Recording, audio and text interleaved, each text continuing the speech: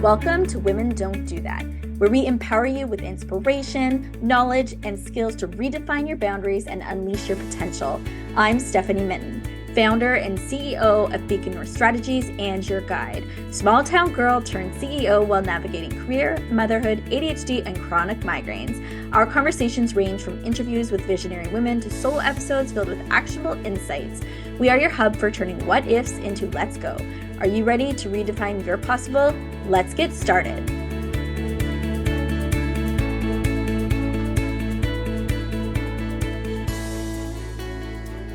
Welcome, everybody. I am so excited to have you here. Today, we're going to be talking about holiday hacks.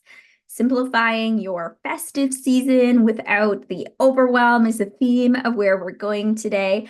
Before we dive into that, I wanted to welcome new listeners. There are a ton of new listeners here. So thank you for being here and checking out Women Don't Do That. I hope you stick around. For those that have been here for a long time, a special thanks to the OGs who have been here since 2019. This podcast has been going for quite a few years now. We have a great back catalog. This is episode 174, so feel free to check out past episodes because there's so much great content where you can learn and grow with other women. If you're new here, you may not know we do a mix of interviews and also solo episodes. So today we are doing a solo episode, and I just want you to know what this podcast is about, is inspiring you to do whatever it is you think you can't, and just being inspired by the stories of amazing women, either going through challenges or overcoming barriers or really rocking it in their lives and their jobs. So thank you to everyone who is here and allows us to keep doing what we're doing, and certainly something that I love.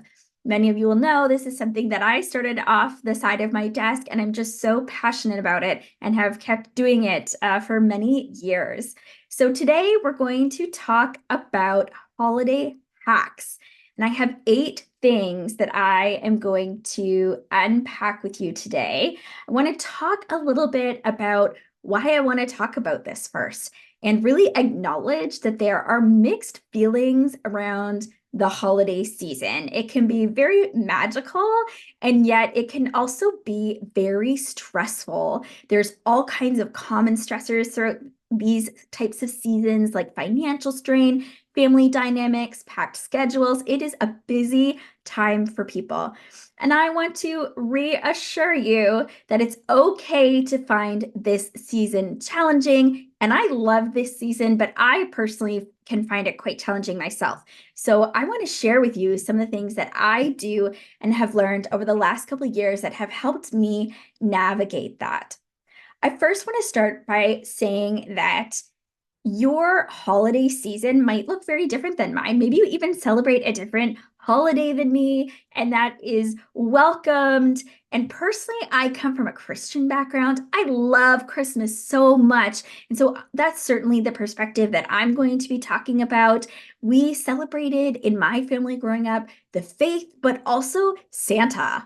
And so we had a lot of fun with those 2 aspects of Christmas. But I think what I'm going to talk about today about holidays in general will give application to different things in your life, regardless of what you're celebrating around a holiday period in your life, no matter what you observe. So welcome to everybody, and let's get into it.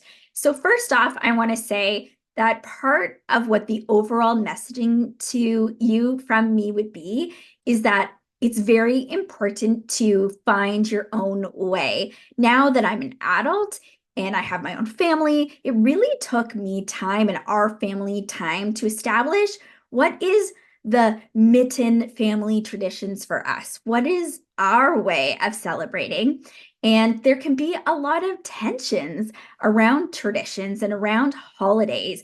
And I really want to unpack that to you today. And certainly what I have been working through is not perfect, and it's something I'm constantly working on, but it has gotten a lot better. And so I want to share with you some of those hacks today. So the first is really defining your own holiday traditions. So Holidays are often inherited family expectations. And for me, my family had a lot of traditions and a lot of really specific things they do, specific days, specific times, lots of traditions. And my husband's had some, but fewer. And so we really needed to find, as a family, what did it look like for us? And that took some getting used to and some work to work through that.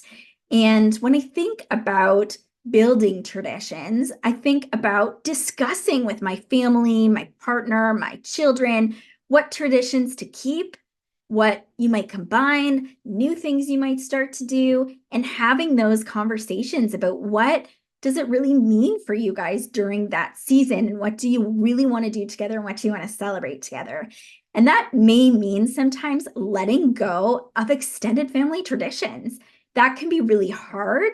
And also those expectations of others, and even maybe for yourself about what you grew up with. But I have found that embracing these, some of the old and some new traditions, and really finding your own path really works well for our family and might work well for yours as well. The second thing I want to talk about is prioritizing your traditions or what you want to do during that season, and what are your must do's versus your like to do list.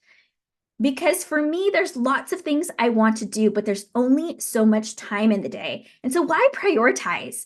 It reduces overwhelm by helping us focus on the essentials. Creating a must do list helps me look at, what do I not want to miss? And for me, for instance, my family, part of my family has a Norwegian background. And so we make something called krumkake cookies. And this is a handmade cookie. You make them once a year. We make them once a year. And you make them one at a time. It takes many hours, and you sit down with your family as a group. And this is something that we do every year.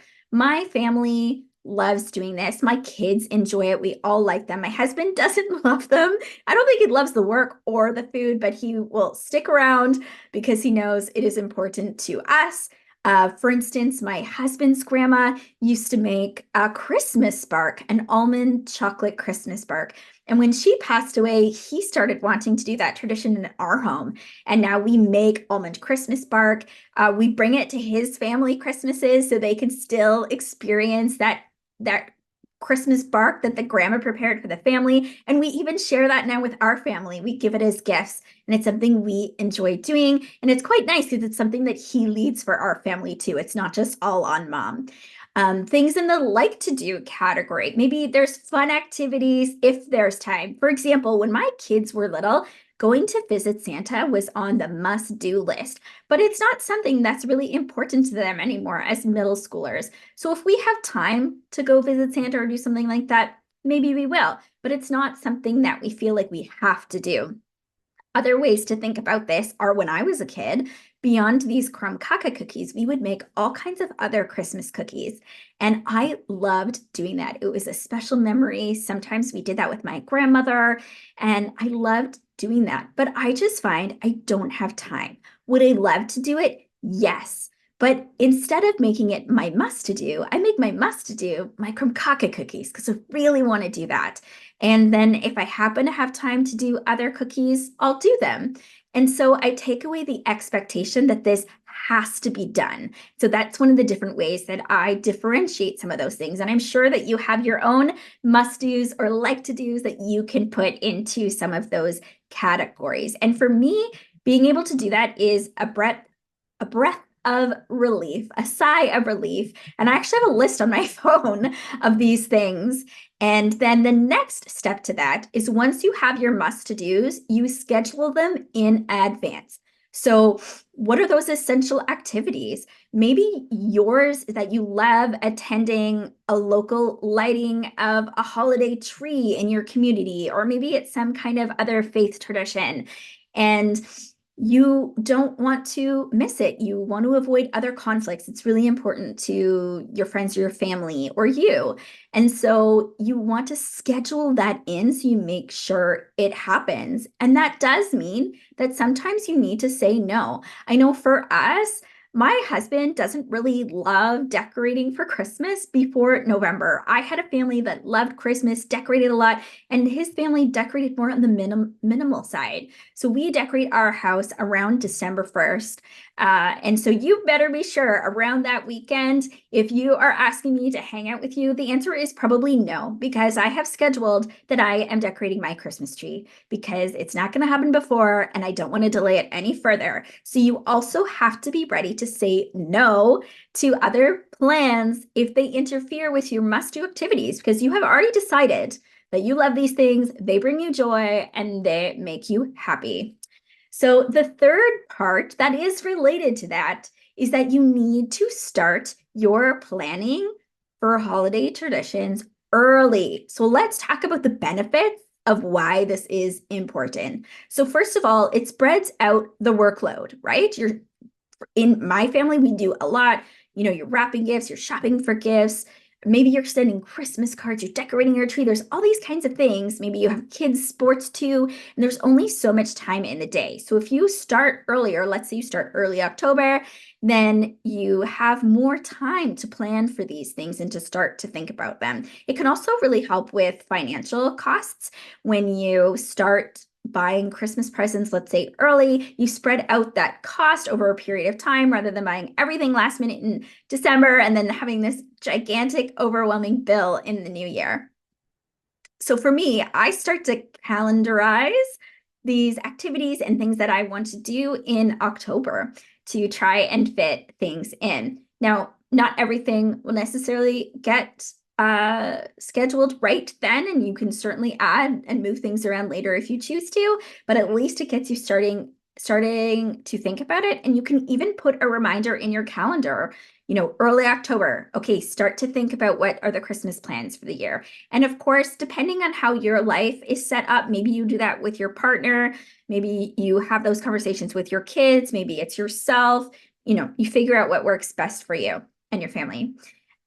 Now, related to that planning ahead, as I mentioned, is the shopping, because you can set a budget, you can plan ahead, you can figure out who you buy for. I have a notes app on my phone. I know how much money and who I'm buying for. And then I plan some shopping days. And just while I'm out and about over the next couple months, I have people's names and information in my phone. If I know what I want to get them or they've given me some ideas, that's in my phone. So I have access to it. And so that really helps me personally avoid last minute spending and stress. It also gives you time to look for deals, and that really helps with the financial side of things for holidays like Christmas, which can be very expensive.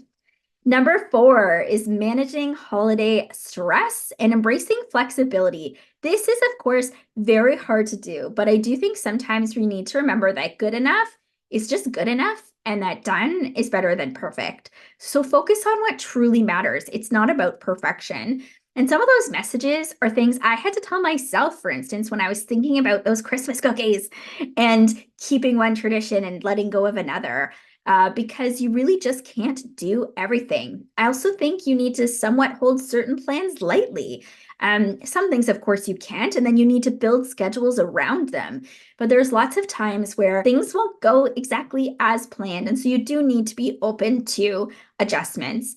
And certainly, some of the challenges during this period, the most challenges and disappointments that we will have will come from unmet expectations. And so be mindful of those expectations that you're setting. If you have young kids, then probably not every best laid plan is going to be perfect, and you're going to have to hold those plans lightly. You might have planned something and your child now has changed their nap schedule and their nap is at that time. These things happen. So if you can, allow for some moments of opportunity where there's nothing's planned, allow for some flexibility and spontaneity. The other thing I would add related to this is that you can also include others, delegate, you can ask for help, whether it's cooking, decorating, things like that. Maybe you and your partner split up tasks and roles. For me personally, I have a daughter who loves wrapping gifts, not something I really love to do. And so that works out great. She actually last year probably wrapped most of our Christmas presents. And so that's a huge benefit to me, a huge help to our family. and something that she loves doing. And I will certainly miss her when she moves out of the house. Number 5 are some kid-friendly tips. So you can involve your kids in these traditions. You can ask them to help you decide, what do you want to keep? What do you want to stop? What do they love doing? What is meaningful to them? You can also work through managing kids' expectations through these periods, because there can be lots of expectations, and having open conversations and direct conversations maybe about what you are or aren't willing to do, or what you are or aren't planning to do, can be really helpful in anticipation of the things they want or need. Moving on to number 6, set boundaries and manage expectations with family. This one can be so hard and very challenging. Of course, you want to see your family, you want to balance family time, but it's also really challenging and it can be very tiring, and it's okay to recognize that. Communicating with family can be really important around making these types of decisions, right? You want to discuss them, you want to have boundaries to reduce stress. Maybe you need to say no to some things. It is certainly really challenging, but sometimes you do need to have these conversations. Maybe you have to say no to some things because it conflicts to something else that you already established, that you want to do. And so you do need to say no sometimes, and you don't need to feel obligated to attend every event, and you need to focus on what truly matters to you and your family. Number 7 is to focus on what brings you joy, especially when you're trying to think about what traditions or what things you do or don't want to do, what do you want to hold lightly versus what are your must-to-dos. I first think about meaningful activities. What are the meaningful activities to you? What do you want to do? You can't do it all, but of course you can if you want to. I know for our family, we get together with my husband and my immediate families, and also still our extended families. And Christmas can be really chaotic and very busy, but we also kind of love it and lean into it. We go to everything, we participated in it all if we can. Sometimes that means like 3 or 4 Christmases in like 2 days, and we just go, go, go. And then we get back to our house in Ottawa by ourselves, and we spend a day or two just not doing as much. And so for us, as long as we build in some of that downtime, we're okay with the like full lean in and let's go, let's celebrate all of this, let's be with all the people. And that works for both of us and our kids. And so we do that. We're a family that likes to do that. You can, of course, simplify things when it's possible. Maybe you do gift exchanges or potlucks or things that make gatherings a little bit easier. Of course, that will look different for everybody, and that can also require some challenging conversations, because people really hold what they want and the way they want things done and the way things have always been done for them, right? And that can be really challenging. But sometimes those are also necessary conversations. And of course, you want to evaluate your traditions, and we've talked about that a little bit. And I guess what I want to convey there is it's okay to analyze them. Is this working? Is it not working? And it's also okay to change traditions. Just because you've always done something doesn't mean you have to. And maybe you want to, and that's great, but you also don't have to. And of course, you might have to adjust things with your kids' ages if you have kids, or even for yourself. Maybe you're getting older and you don't want to or can't host anymore. It's very stressful for you. Or instead of making everybody a meal, you want to do a potluck, or you want your daughter to help with it, or your son. And so things can change, and that can be hard, which is important to recognize, and that sometimes it is also necessary. So we are going to move on to the next one, which is number 8, which is build in restful moments and take breaks. I am not always good at doing this, but you can intentionally schedule some downtime, especially if you have some really busy time. Of course, it depends on people's work schedules and lives, but if you can either build in some small moments, maybe get a tea here or a short walk there to recharge or stay grounded. Maybe you do what we do when you have a few crazy days and you have some downtime, and you might need to schedule it in. These 2 days, we're not doing anything. It doesn't matter what you ask the Mittons, we are not coming. maybe that's something you need to do for your family. The other thing I would say, which is something I struggle with, but that I am constantly trying to do, is to remain present with people, even during those busy times, to not just think, oh, what do I have next or what do I have to do, but to really try to be present and to listen to your needs, because it can be a busy and challenging time. And I know for me, I'm a business owner. I don't get a lot of breaks from work in particular, but sometimes I get a little bit of time around Christmas. And so it's important for me to make sure I build in rest, because I don't get very much vacation or holiday time. And so I really need to make sure that I'm also doing that, because I just don't have other chances throughout the year. So this really is wrapping up those 8 things that I wanted to talk about today. We're going to just recap some of those main key points.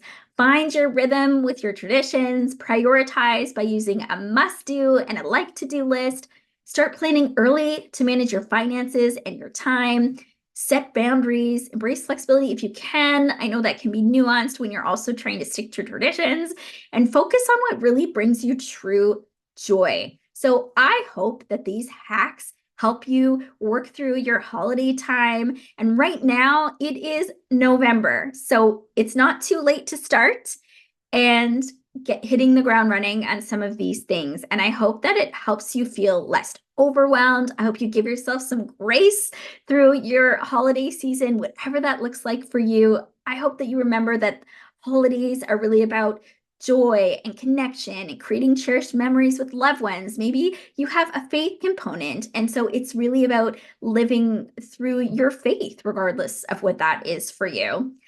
So I hope that this is meaningful to you. You find things that help you, and maybe I can challenge you. Try to take at least one of these things that we started to talk about today and start to plan or think about it for the next week. Action out what that looks like for you in your own life. I would love to hear what other hacks you have or things that you do that make your life easier around holiday season. And so please do DM me on Instagram. I would love to hear about them and what you are doing. I want to learn from you too. So feel free to share and DM me on Instagram. I hope you all have a great week, and we will see you soon with the next interview.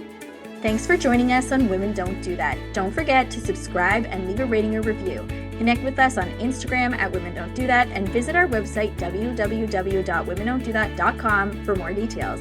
Join our Patreon to support our work. Find all of the links in the show notes. Remember, you have the power to transform your what ifs into let's go. Together, let's redefine your possible. Until next time. The opinions expressed by guests are their own and do not necessarily reflect the views of Women Don't Do That, Stephanie Mitton, or affiliated brands.